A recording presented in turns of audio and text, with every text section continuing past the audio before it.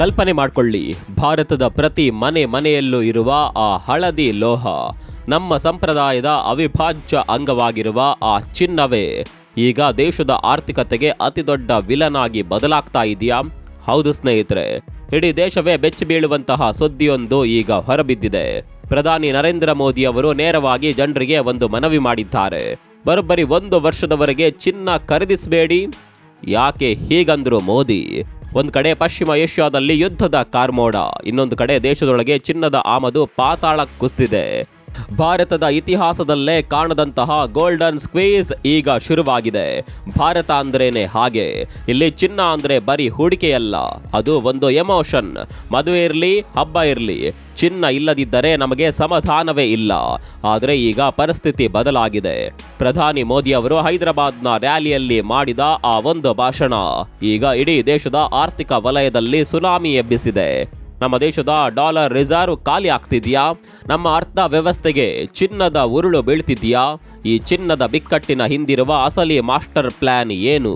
ಬನ್ನಿ ಇವತ್ತಿನ ಈ ಕಂಪ್ಲೀಟ್ ವಿಡಿಯೋದಲ್ಲಿ ಡೀಟೇಲ್ ಆಗಿ ತಿಳಿಯೋಣ. ಸ್ನೇಹಿತರೆ ನಮಸ್ಕಾರ, ಚರಿತ್ರೆಯ ಮತ್ತೊಂದು ವಿಡಿಯೋಗೆ ನಿಮಗೆಲ್ಲ ಪ್ರೀತಿಯ ಸ್ವಾಗತ.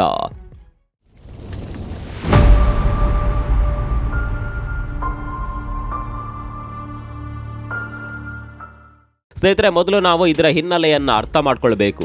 ಈಗ ಜಗತ್ತಿನಾದ್ಯಂತ ಏನ್ ನಡೀತಿದೆ ಗೊತ್ತಾ? ಪಶ್ಚಿಮ ಏಷ್ಯಾದಲ್ಲಿ ಉದ್ವಿಗ್ನತೆ ಹೆಚ್ಚಾಗಿದೆ. ಇದರ ನೇರ ಪರಿಣಾಮ ಬೀರೋದು ಯಾವುದರ ಮೇಲೆ? ಮೊದಲನೇದು ಪೆಟ್ರೋಲ್ ಡೀಸೆಲ್ ಬೆಲೆ, ಎರಡನೇದು ಗೊಬ್ಬರದ ಬೆಲೆ.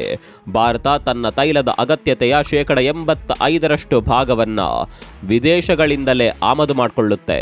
ಆದರೆ ಇಲ್ಲಿ ಅಸಲಿ ಟ್ವಿಸ್ಟ್ ಇರೋದೇ ಬೇರೆ ಕಡೆ. ಭಾರತದ ಆಮದು ಬೆಲ್ನಲ್ಲಿ ಕಚ್ಚಾ ತೈಲದ ನಂತರ 2ನೇ ದೊಡ್ಡ ಸ್ಥಾನ ಯಾವುದಕ್ಕಿದೆ ಗೊತ್ತಾ? ಅದೇ ಈ ಚಿನ್ನ. ಭಾರತ ಪ್ರತಿ ವರ್ಷ ಸುಮಾರು 700ರಿಂದ 800 ಟನ್ ಚಿನ್ನವನ್ನ ಬಳಸುತ್ತೆ. ಆದರೆ ನಮ್ಮ ದೇಶದ ಒಳಗಡೆ ಉತ್ಪಾದನೆಯಾಗೋದು ಕೇವಲ 1ರಿಂದ 2 ಟನ್ ಮಾತ್ರ. ಅಂದರೆ ನಮ್ಮ ಚಿನ್ನದ ಹಸಿವನ್ನ ನೀಗಿಸಲು ನಾವು 90%ಕ್ಕಿಂತ ಹೆಚ್ಚಿನ ಚಿನ್ನವನ್ನ ಹೊರಗಿನ ದೇಶಗಳಿಂದಲೇ ತರಿಸ್ಕೊಳ್ಬೇಕು. ಇಲ್ಲಿ ಪ್ರಧಾನಿ ಮೋದಿಯವರು ಯಾಕೆ ಚಿಂತಿತರಾಗಿದ್ದಾರೆ ಅಂದರೆ, ಈ ಚಿನ್ನ ಯಾವುದೇ ಕೈಗಾರಿಕಾ ಉತ್ಪಾದನೆಗೆ ದೊಡ್ಡ ಮಟ್ಟದಲ್ಲಿ ನೆರವಾಗೋದಿಲ್ಲ. ಆದರೆ ಇದನ್ನು ತರಿಸಿಕೊಳ್ಳೋದಕ್ಕೆ ನಾವು ಕೋಟ್ಯಂತರ ಡಾಲರ್ ಹಣವನ್ನ ವಿದೇಶಗಳಿಗೆ ಸುರಿಬೇಕು. ಇದರಿಂದ ದೇಶದ ಕರೆಂಟ್ ಅಕೌಂಟ್ ಡೆಫಿಸಿಟ್ ಹೆಚ್ಚಾಗುತ್ತೆ ಮತ್ತು ವಿದೇಶಿ ವಿನಿಮಯ ಮೀಸಲು ಮೇಲೆ ಒತ್ತಡ ಬೀಳುತ್ತೆ. ಇದನ್ನೇ ಮೋದಿ ಈಗ ಕಂಟ್ರೋಲ್ ಮಾಡೋದಕ್ಕೆ ಹೊರಟಿದ್ದಾರೆ. ಕಳೆದ ಭಾನುವಾರ ಅಂದರೆ ಮೇ 10ರಂದು ಹೈದರಾಬಾದ್ನಲ್ಲಿ ನಡೆದ ಸಮಾವೇಶದಲ್ಲಿ ಪ್ರಧಾನಿ ಮೋದಿ ಒಂದು ಸವಾಲು ಹಾಕಿದ್ರು. ಅವರು ಕೇವಲ ಚಿನ್ನದ ಬಗ್ಗೆ ಮಾತ್ರ ಮಾತನಾಡಲಿಲ್ಲ. ಅವ್ರು ಹೇಳಿದಿಷ್ಟು: ದೇಶದ ಹಿತದೃಷ್ಟಿಯಿಂದ ಮುಂದಿನ 1 ವರ್ಷಗಳ ಕಾಲ ಚಿನ್ನದ ಖರೀದಿ ಮತ್ತು ವಿದೇಶಿ ಪ್ರವಾಸಗಳನ್ನು ಮುಂದೂಡಿ. ಇಷ್ಟೇ ಅಲ್ಲ, ಅವರು ಜನರಿಗೆ ಕೆಲವು ಟಾಸ್ಕ್ಗಳನ್ನು ನೀಡಿದ್ದಾರೆ. ಇಂಧನ ಬಳಕೆ ಕಡಿಮೆ ಮಾಡಿ, ಸಾರ್ವಜನಿಕ ಸಾರಿಗೆ ಬಳಸಿ, ಎಲೆಕ್ಟ್ರಿಕ್ ವಾಹನಗಳಿಗೆ ಆದ್ಯತೆ ನೀಡಿ ಮತ್ತು ಸಾಧ್ಯವಾದರೆ ವರ್ಕ್ ಫ್ರಮ್ ಹೋಮ್ ಸಂಸ್ಕೃತಿಯನ್ನ ಮತ್ತೆ ಜಾರಿಗೆ ತನ್ನಿ ಅಂತ ಕರೆ ನೀಡಿದ್ದಾರೆ. ಯಾಕಂದ್ರೆ ದೇಶದ ಹಣ ದೇಶದಲ್ಲೇ ಉಳಿಬೇಕು ಅನ್ನೋದು ಅವರ ಉದ್ದೇಶ. ಈಗ ಒಂದು ಶಾಕಿಂಗ್ ನಂಬರ್ ಹೇಳ್ತೀನಿ ಕೇಳಿ. 2026ರ ಜನವರಿಯಲ್ಲಿ ಭಾರತ 100 ಟನ್ ಚಿನ್ನವನ್ನ ಆಮದು ಮಾಡಿಕೊಂಡಿತ್ತು. ಫೆಬ್ರವರಿಯಲ್ಲಿ ಅದು 65ರಿಂದ 66 ಟನ್ಗೆ ಇಳಿಯುತ್ತೆ. ಮಾರ್ಚ್ ತಿಂಗಳಲ್ಲಿ ಅದು ಕೇವಲ 20ರಿಂದ 22 ಟನ್ಗೆ ಕುಸಿಯುತ್ತೆ. ಇನ್ನು ಏಪ್ರಿಲ್ ತಿಂಗಳ ಅಂದಾಜು ನೋಡಿದ್ರೆ ಕೇವಲ 15 ಟನ್ ಮಾತ್ರ. ಕಳೆದ 3 ದಶಕಗಳಲ್ಲಿ ಕೋವಿಡ್ ಸಮಯವನ್ನ ಬಿಟ್ರೆ ಇಷ್ಟೊಂದು ಕಡಿಮೆ ಆಮದಾಗಿದ್ದು ಇದೇ ಮೊದಲು. ಯಾಕೀಗಾಯಿತು? ಕೇವಲ ಮೋದಿಯವರ ಭಾಷಣದಿಂದಾನ? ಅಲ್ವೇ ಅಲ್ಲ. ಇದರ ಹಿಂದೆ ಒಂದು ದೊಡ್ಡ ಆಡಳಿತಾತ್ಮಕ ಗೊಂದಲ ಅಡಗಿದೆ. ಸ್ನೇಹಿತರೆ, ಚಿನ್ನದ ಆಮದು ಕಡಿಮೆಯಾಗಲು ಕೇವಲ ಚಿನ್ನದ ಬೇಡಿಕೆ ಕಡಿಮೆಯಾಗಿರೋದು ಕಾರಣವಲ್ಲ. ಸರ್ಕಾರದ ಒಳಗಡೆ ನಡೆದ ಕೆಲವು ನಿರ್ಧಾರಗಳು ಇದಕ್ಕೆ ಕಾರಣವಾಗಿವೆ. ಪ್ರತಿ ವರ್ಷ ಚಿನ್ನವನ್ನ ಆಮದು ಮಾಡಿಕೊಳ್ಳಲು ಸರ್ಕಾರ ಕೆಲವು ಬ್ಯಾಂಕುಗಳಿಗೆ ಅನುಮತಿ ನೀಡುತ್ತೆ. ಆದರೆ ಈ ಹಣಕಾಸು ವರ್ಷದ ಆರಂಭದಲ್ಲಿ ಈ ಲಿಸ್ಟ್ ಅನ್ನ ನವೀಕರಿಸುವಲ್ಲಿ ತಡವಾಗಿದೆ. ಕಸ್ಟಮ್ಸ್ ನೋಟಿಫಿಕೇಶನ್ಗಳಲ್ಲಿ ವಿಳಂಬವಾಗಿದೆ ಮತ್ತು ಟ್ಯಾಕ್ಸ್ ಬಗ್ಗೆ ಸ್ಪಷ್ಟತೆ ಇಲ್ಲದ ಕಾರಣ ಚಿನ್ನದ ಸಾಗಾಟವೇ ನಿಂತೋಗಿದೆ. ಇನ್ನೊಂದು ದೊಡ್ಡ ವಿಷಯ ಅಂದರೆ, ಈಗ ಭಾರತೀಯ ಮಾರುಕಟ್ಟೆಯಲ್ಲಿ ಚಿನ್ನದ ಬೆಲೆ ಅಂತಾರಾಷ್ಟ್ರೀಯ ಬೆಲೆಗಿಂತ ಸುಮಾರು 15ರಿಂದ 16 ಡಾಲರ್ನಷ್ಟು ಹೆಚ್ಚಾಗಿದೆ. ಅಂದರೆ ದೇಶದ ಒಳಗೆ ಚಿನ್ನದ ಕೊರತೆ ಶುರುವಾಗಿದೆ ಅಂತ ಅರ್ಥ. ವ್ಯಾಪಾರಸ್ಥರು ಈಗ ಚಿನ್ನಕ್ಕಾಗಿ ಪರದಾಡ್ತಿದ್ದಾರೆ. ನೋಡಿ ಸ್ನೇಹಿತರೆ, ಭಾರತದಲ್ಲಿ ಚಿನ್ನ ಅಂದರೆ ಕೇವಲ ಆಭರಣವಲ್ಲ, ಇದು ಗ್ರಾಮೀಣ ಭಾಗದ ಜನರ ಸೇವಿಂಗ್ಸ್. ಮದುವೆ ಸೀಸನ್ ಇದೆ, ಹಬ್ಬಗಳು ಬರ್ತಿವೆ, ಅಂತಹ ಸಮಯದಲ್ಲಿ ಚಿನ್ನದ ಡಿಮ್ಯಾಂಡ್ ಗಗನಕ್ಕೇರುತ್ತೆ. ಆದರೆ ಸರ್ಕಾರಕ್ಕೆ ಈಗ ಬೇರೆ ದಾರಿ ಇಲ್ಲ. ಡಾಲರ್ ಉಳಿತಾಯ. ನಾವು ಚಿನ್ನಕ್ಕೆ ಕೊಡುವ ಪ್ರತಿಯೊಂದು ರೂಪಾಯಿ ಕೂಡ ಡಾಲರ್ ರೂಪದಲ್ಲಿ ವಿದೇಶಕ್ಕೆ ಹೋಗುತ್ತೆ. ಯುದ್ಧದ ಕಾರಣ ತೈಲ ಬೆಲೆ ಹೆಚ್ಚಾದಾಗ ಡಾಲರ್ ಉಳಿಸೋದಕ್ಕೆ ಇರುವ ಏಕೈಕ ಮಾರ್ಗ ಅಂದ್ರೆ ಅದು ಚಿನ್ನದ ಆಮದು ಕಡಿಮೆ ಮಾಡೋದು ಎನ್ನೋ ಆರ್ಥಿಕ ಭದ್ರತೆ.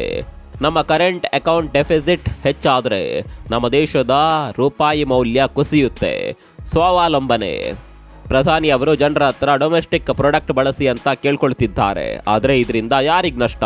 ಟೈಟಾನ್, ಕಲ್ಯಾಣ್ ಜ್ಯುವೆಲರ್ಸ್ ಮತ್ತು ಸೆನ್ಕೋ ಗೋಲ್ಡ್ನಂತಹ ಕಂಪನಿಗಳ ಷೇರುಗಳ ಮೇಲೆ ಈಗ ಎಲ್ಲರ ಕಣ್ಣು ಬಿದ್ದಿದೆ. ಹೂಡಿಕೆದಾರರು ಆತಂಕದಲ್ಲಿದ್ದಾರೆ. ಹಾಗಾದರೆ ಮುಂದೇನಾಗಬಹುದು? ಮೆಟಲ್ ಫೋಕಸ್ನಂತಹ ಸಂಸ್ಥೆಗಳು ಹೇಳ್ತಿರುವ ಪ್ರಕಾರ ಸದ್ಯಕ್ಕೆ ಈ ಪರಿಸ್ಥಿತಿ ಮ್ಯಾನೇಜ್ ಮಾಡಬಹುದು. ಯಾಕಂದ್ರೆ ಈಗ ಜ್ಯುವೆಲರಿ ಡಿಮ್ಯಾಂಡ್ ಸ್ವಲ್ಪ ಕಡಿಮೆ ಇರುವ ಸೀಸನ್. ಆದರೆ ಅಸಲಿ ಆಟ ಶುರುವಾಗೋದು ಹಬ್ಬದ ಸೀಸನ್ ಹತ್ತಿರ ಬಂದಾಗ. ಒಂದು ವೇಳೆ ಆಮದು ವ್ಯವಸ್ಥೆ ಸರಿಯಾಗದಿದ್ರೆ ಮತ್ತು ಅಂತಾರಾಷ್ಟ್ರೀಯ ಬೆಲೆ ಇಳಿದು ಭಾರತದಲ್ಲಿ ಜನರು ಮತ್ತೆ ಚಿನ್ನ ಖರೀದಿಸಲು ಮುಗಿಬಿದ್ರೆ ಮಾರುಕಟ್ಟೆಯಲ್ಲಿ ದೊಡ್ಡ ಹಾಹಾಕಾರ ಶುರುವಾಗಬಹುದು. ಸರ್ಕಾರ ಚಿನ್ನದ ಮೇಲಿನ ಆಮದು ಸುಂಕವನ್ನ ಇನ್ನೂ ಹೆಚ್ಚು ಮಾಡಿದ್ರು ಆಶ್ಚರ್ಯವಿಲ್ಲ. ಸ್ನೇಹಿತರೆ, ಮೋದಿಯವರು ಕೇವಲ ಚಿನ್ನ ಖರೀದಿಸಬೇಡಿ ಅಂತ ಅಷ್ಟೇ ಹೇಳಿಲ್ಲ, ಅದ್ರ ಜೊತೆಗೆ ಅವರು ಇನ್ನೊಂದು ಶಾಕಿಂಗ್ ಮಾತು ಹೇಳಿದ್ದಾರೆ. ಅದು ವರ್ಕ್ ಫ್ರಮ್ ಹೋಮ್ ಸಂಸ್ಕೃತಿಯನ್ನ ಮತ್ತೆ ತನ್ನಿ ಅಂತ. ಯೋಚನೆ ಮಾಡಿ, ಚಿನ್ನಕ್ಕೂ ಸಾಫ್ಟ್ವೇರ್ ಇಂಜಿನಿಯರ್ಗಳು ಮನೆಯಿಂದ ಕೆಲಸ ಮಾಡೋದಕ್ಕೆ ಏನು ಸಂಬಂಧ? ಇಲ್ಲೇ ಇರೋದು ನೋಡಿ ಆ ಅಸಲಿ ಮಾಸ್ಟರ್ ಪ್ಲಾನ್. ಪಶ್ಚಿಮ ಏಷ್ಯಾದಲ್ಲಿ ಯುದ್ಧ ನಡೀತಾ ಇದೆ. ಅಲ್ಲಿಂದ ಬರುವ ತೈಲದ ಬೆಲೆ ಗಗನಕ್ಕೇರಿದೆ. ನಾವು ಗಾಡಿ ತೆಗೆದುಕೊಂಡು ಆಚೆ ಹೋದರೆ ಪೆಟ್ರೋಲ್ ಖರ್ಚಾಗುತ್ತೆ. ಆ ಪೆಟ್ರೋಲ್ಗೆ ನಾವು ಡಾಲರ್ ಕೊಡಬೇಕು. ಮೋದಿ ಅವರ ಲೆಕ್ಕಾಚಾರ ಇಷ್ಟೇ. ನೀವು ಮನೆಯಲ್ಲೇ ಇದ್ದರೆ ಪೆಟ್ರೋಲ್ ಉಳಿಯುತ್ತೆ. ಆ ಉಳಿದ ಡಾಲರ್ ಹಣವನ್ನು ದೇಶದ ಬೇರೆ ತುರ್ತು ಅಗತ್ಯಗಳಿಗೆ ಬಳಸಬಹುದು. ಅಂದರೆ ನಿಮ್ಮ ಒಂದು ಸಣ್ಣ ಹಠ ದೇಶದ ಕೋಟ್ಯಾಂತರ ರೂಪಾಯಿ ವಿದೇಶಿ ವಿನಿಮಯವನ್ನ ಉಳಿಸಬಹುದು. ಆದರೆ ಇಲ್ಲಿ ಒಂದು ಭಯಾನಕ ಸತ್ಯ ಅಡಗಿದೆ. ಚಿನ್ನದ ಆಮದು ಈ ಮಟ್ಟಕ್ಕೆ ಕುಸಿಯಲು ಕೇವಲ ಮೋದಿಯವರ ಮಾತು ಕಾರಣವಲ್ಲ. ಸರ್ಕಾರದ ಒಳಗಡೆಯೇ ಒಂದು ದೊಡ್ಡ ಬ್ಯೂರೋಕ್ರಸಿ ಎಡವಟ್ಟು ನಡೆದಿದೆ. ಹೌದು, ಪ್ರತಿ ವರ್ಷ ಯಾವ ಬ್ಯಾಂಕುಗಳು ಚಿನ್ನವನ್ನು ಆಮದು ಮಾಡಿಕೊಳ್ಬೇಕು ಅನ್ನುವ ಒಂದು ಪಟ್ಟಿಯನ್ನು ಸರ್ಕಾರ ಬಿಡುಗಡೆ ಮಾಡುತ್ತೆ. ಆದರೆ ಈ ಬಾರಿ ಏನಾಯ್ತು ಗೊತ್ತಾ? ಹೊಸ ಆರ್ಥಿಕ ವರ್ಷ ಶುರುವಾದರೂ ಆ ಲಿಸ್ಟ್ ನವೀಕರಣ ಮಾಡೋದರಲ್ಲಿ ಅಧಿಕಾರಿಗಳು ವಿಳಂಬ ಮಾಡಿದ್ದಾರೆ. ಇದರಿಂದ ಏನಾಯ್ತು ಅಂದ್ರೆ ಚಿನ್ನ ತರಿಸ್ಕೊಳ್ಳೋದಕ್ಕೆ ಬ್ಯಾಂಕುಗಳ ಹತ್ರ ಪರ್ಮಿಷನ್ ಇರಲಿಲ್ಲ. ಒಂದ್ ಕಡೆ ಕಸ್ಟಮ್ಸ್ ನೋಟಿಫಿಕೇಶನ್ಗಳ ಗೊಂದಲ, ಇನ್ನೊಂದು ಕಡೆ ಟ್ಯಾಕ್ಸ್ ಎಷ್ಟು ಕಟ್ಟಬೇಕು ಅನ್ನುವ ಅನುಮಾನ. ಎಲ್ಲದರ ನಡುವೆ ನಮ್ಮ ದೇಶದ ಚಿನ್ನದ ಪೂರೈಕೆ ಸರಪಳಿ ಸಂಪೂರ್ಣವಾಗಿ ಜಾಮ್ ಆಗಿಬಿಟ್ಟಿದೆ. ಈಗ ಅಸಲಿ ಸಂಕಷ್ಟ ಇರೋದು ಯಾರಿಗೆ ಗೊತ್ತಾ? ನಮ್ಮ ಗ್ರಾಮೀಣ ಭಾಗದ ಜನರಿಗೆ. ಭಾರತದ ಹಳ್ಳಿಗಳಲ್ಲಿ ಚಿನ್ನ ಅಂದ್ರೆ ಅದು ಬರೀ ಶೋಕಿ ಅಲ್ಲ, ಅದು ರೈತನ ಪಾಲಿನ ಎಮರ್ಜೆನ್ಸಿ ಫಂಡ್. ಬ್ಯಾಂಕ್ನಲ್ಲಿ ಸಾಲ ಸಿಗದಿದ್ದಾಗ ರೈತ ಓಡೋದು ತನ್ನ ಹೆಂಡತಿಯ ತಾಳಿ ಅಥವಾ ಒಡವೆ ಹಿಡಿದು ಅಡವಿಡೋದಕ್ಕೆ. ಇದನ್ನೇ ಇನ್ಫಾರ್ಮಲ್ ಕ್ರೆಡಿಟ್ ಸಿಸ್ಟಮ್ ಅಂತ ಕರೀತಾರೆ. ಈಗ ದೇಶದಲ್ಲಿ ಚಿನ್ನದ ಕೊರತೆ ಉಂಟಾದರೆ, ಅದರ ಬೆಲೆ ಅಂತಾರಾಷ್ಟ್ರೀಯ ಮಾರ್ಕೆಟ್ಗಿಂತಲೂ ಹೆಚ್ಚಾದರೆ ಆ ಬಡ ರೈತನ ಕತೆ ಏನಾಗಬೇಡ. ಈಗ ಮಾರುಕಟ್ಟೆಯಲ್ಲಿ ಚಿನ್ನಕ್ಕೆ ಸುಮಾರು 15ರಿಂದ 16 ಡಾಲರ್ನಷ್ಟು ಹೆಚ್ಚುವರಿ ಪ್ರೀಮಿಯಂ ವಸೂಲಿ ಮಾಡಲಾಗ್ತಾ ಇದೆ. ಅಂದರೆ ಜಗತ್ತಿನ ಬೇರೆ ದೇಶದ ಜನರಿಗಿಂತಲೂ ಭಾರತೀಯರು ಚಿನ್ನಕ್ಕೆ ಹೆಚ್ಚು ಹಣ ತೆರಬೇಕಾದ ಪರಿಸ್ಥಿತಿ ಬಂದಿದೆ. ಇಷ್ಟೇ ಅಲ್ಲ, ಇಲ್ಲಿ ಇನ್ನೊಂದು ದೊಡ್ಡ ಗೇಮ್ ಪ್ಲಾನ್ ಇದೆ. ಅದು IIBX ಅನ್ನುವ ಇಂಡಿಯಾ ಇಂಟರ್ನ್ಯಾಷನಲ್ ಬುಲಿಯನ್ ಎಕ್ಸ್ಚೇಂಜ್. ಸರ್ಕಾರಕ್ಕೆ ಗೊತ್ತು ಬ್ಯಾಂಕ್ಗಳ ಮೂಲಕ ಚಿನ್ನ ತರಿಸೋದು ತಡವಾಗ್ತಿದೆ ಅಂತ. ಅದಕ್ಕಾಗಿಯೇ ಈ ಹೊಸ ಎಕ್ಸ್ಚೇಂಜ್ ಮೂಲಕ ಚಿನ್ನ ತರಿಸೋದಕ್ಕೆ ಪ್ಲಾನ್ ಮಾಡಲಾಗಿತ್ತು. ಆದರೆ ಇಲ್ಲೂ ಕೂಡ ಒಂದು ಶಾಕಿಂಗ್ ನ್ಯೂಸ್ ಇದೆ. ಇಡೀ ದೇಶಕ್ಕೆ ಬೇಕಾಗಿರುವ ಚಿನ್ನದ ಪ್ರಮಾಣ ಬೆಟ್ಟದಷ್ಟಿದ್ರೆ ಈ IIBX ಮೂಲಕ ಬರ್ತಿರೋದು ಕೇವಲ 1.5ರಿಂದ 1.8 ಟನ್ ಮಾತ್ರ.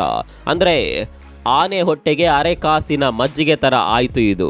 ಈ ಸಣ್ಣ ಪ್ರಮಾಣದ ಸರಬರಾಜು ನಮ್ಮ ದೇಶದ ಮದುವೆ ಸೀಸನ್ನ ಹಸಿವನ್ನ ನೀಗಿಸೋದಕ್ಕೆ ಸಾಧ್ಯವೇ ಇಲ್ಲ.